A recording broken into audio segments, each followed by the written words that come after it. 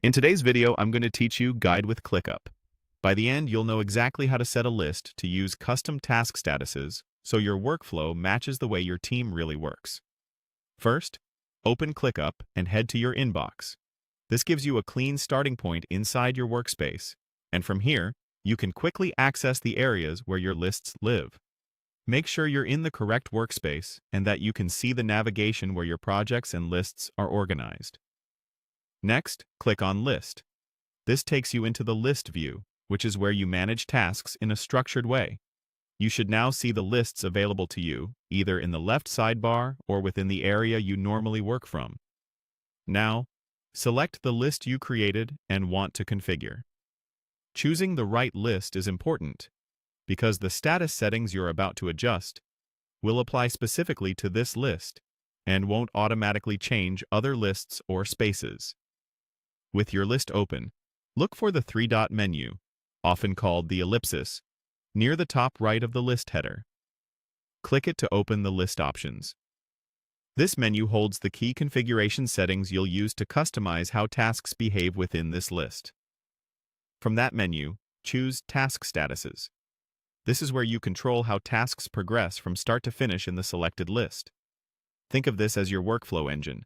Changing this determines what steps your team sees when moving a task forward. Inside the status settings, click on Normal.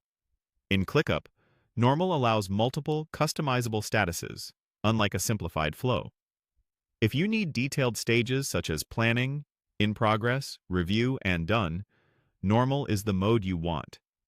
Make sure the option to use custom statuses is turned on.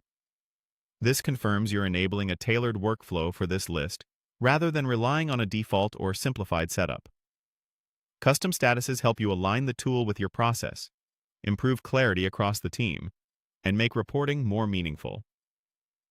Finally, click Apply Changes.